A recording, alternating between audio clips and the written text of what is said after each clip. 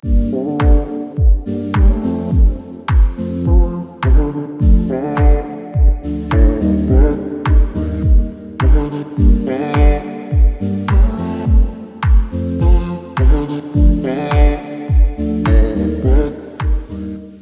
and welcome to another episode of Enter the Minds of Nadine and Vera podcast. Hey everyone, how you doing?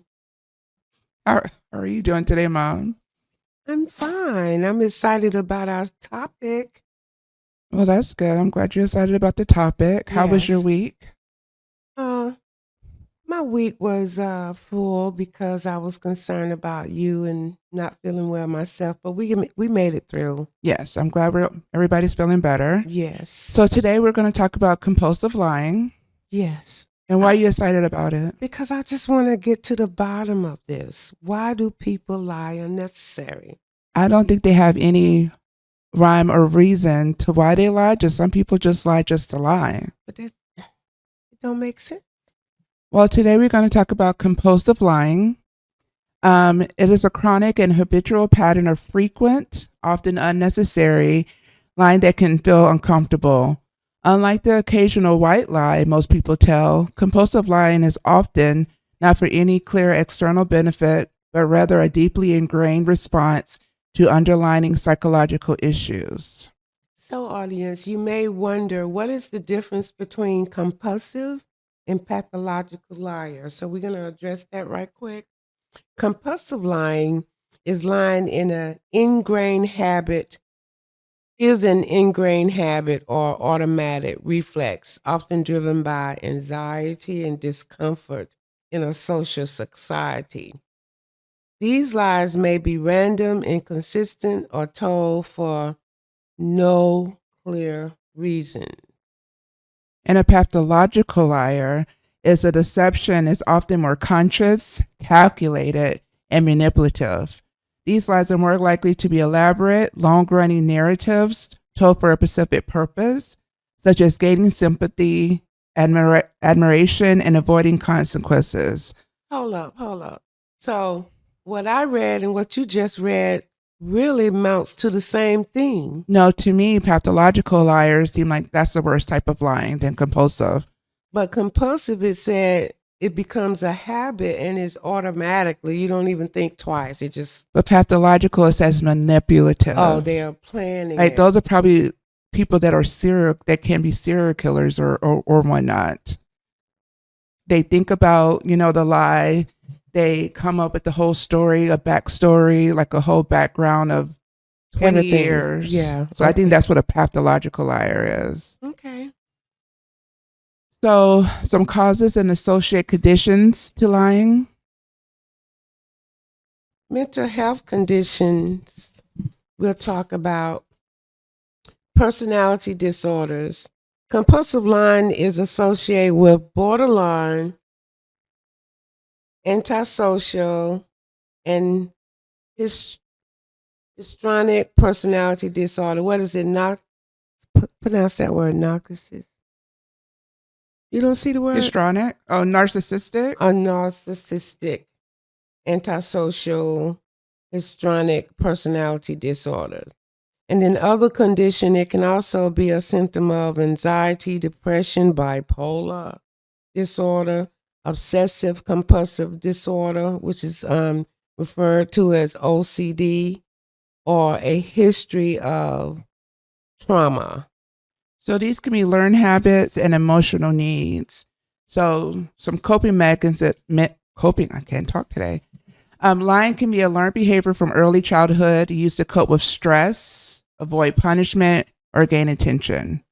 So that sounds like, to avoid punishment, maybe that's like a white lie to me. Well, my grandmother always said, you lie to me, I'm never going to believe a word you say. So lying was not a coping mechanism for me to stay out of trouble. A lie is a lie. Yeah. Right? Insecurity, it is often linked to low self-esteem and a need to hide feelings of shame, fear of rejection, by making oneself seem more likable or successful. And brain function. Some imaging studies have found structural differences in the brains of frequent liars in areas related to impulse control and emotional regulation. So, um, you know anybody that is a compulsive liar? I know quite a few, but I wouldn't call no name, but I will give you an example from a long time ago.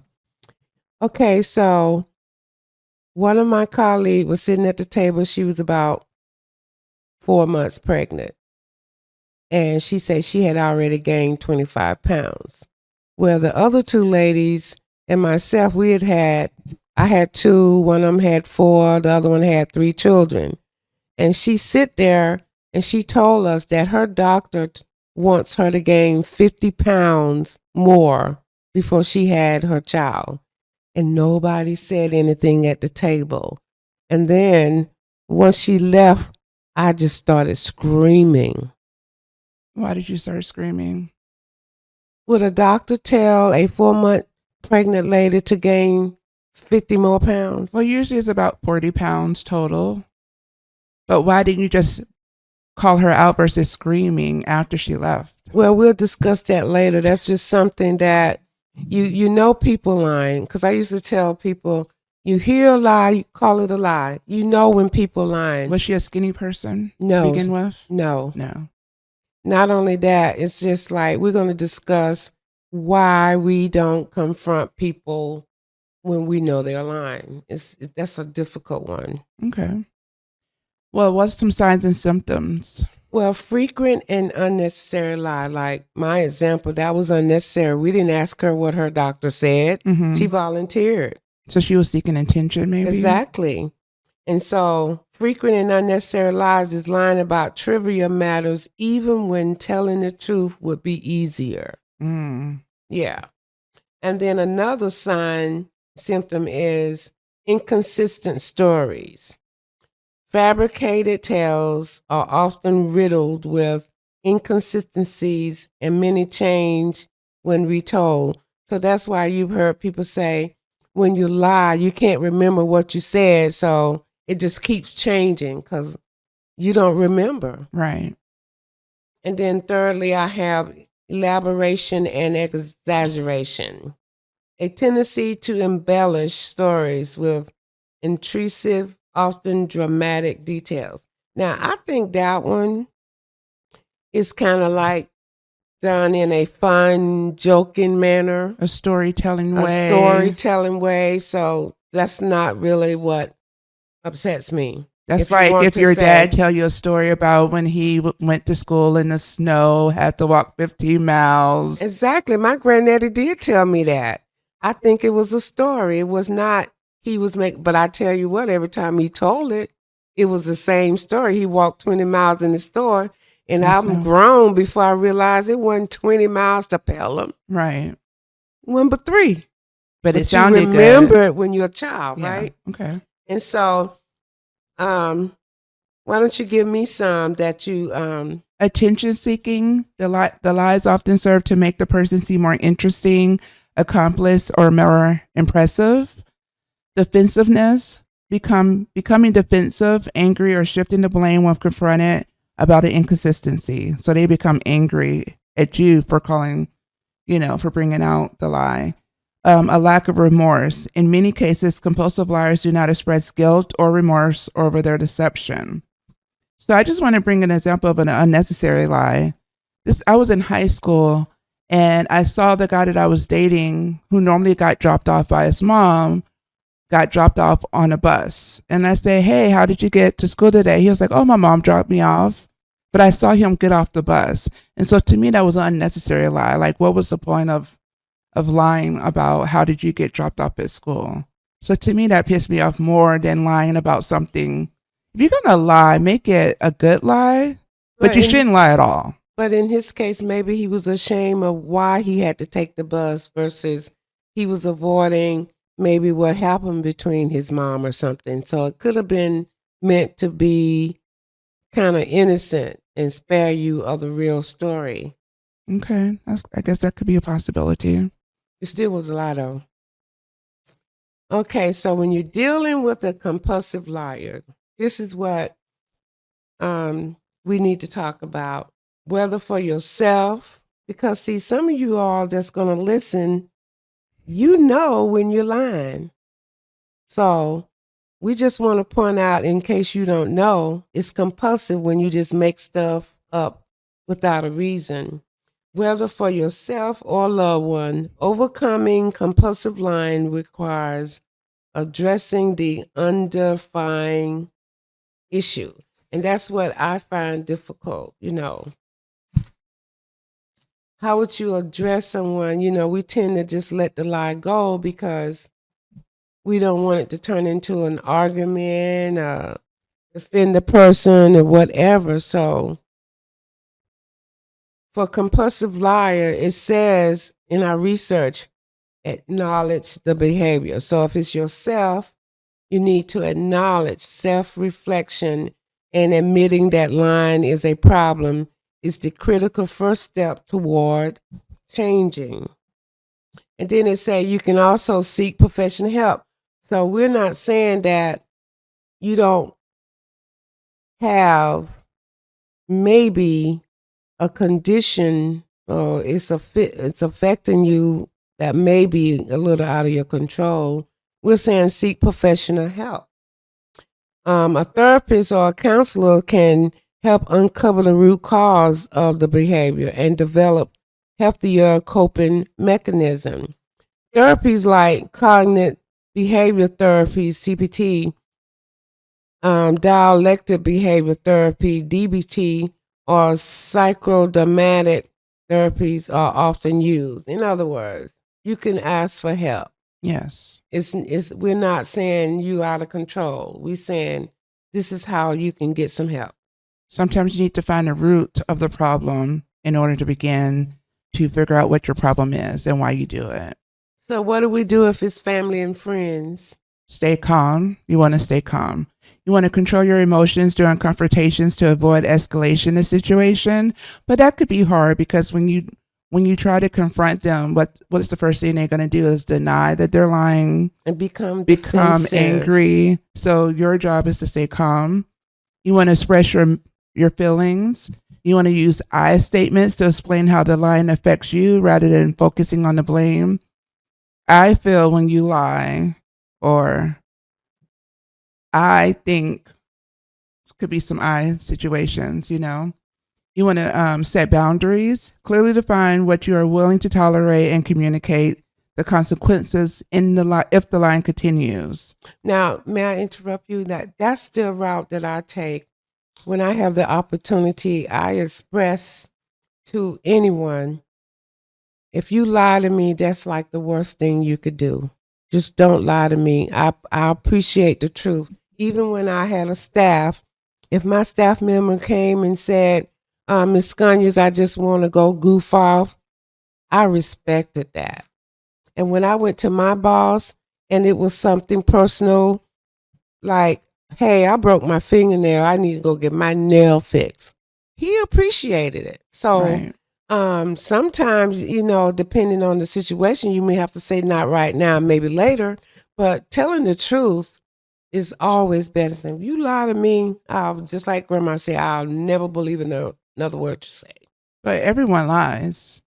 Really? Everyone has lied. True. Yeah. People lie by deceit. I'm guilty of that.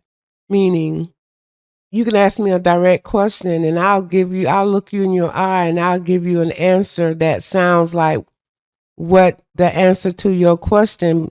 And I'll know what you want to know, but I won't tell you what you want to know. I'll tell you something to satisfy your curiosity. That's still deceit and that's lying. But so yeah, I lie when it's necessary to keep the peace in a deceitful way. I've lied before too.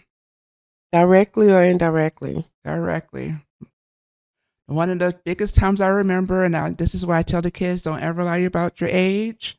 I was 14 in high school, 9th grade. I remember. This boy asked me how old I was. He was in my Spanish class. His name was, yes, I'm going to say his name. Okay, maybe I won't. We can You scratch already that said. out.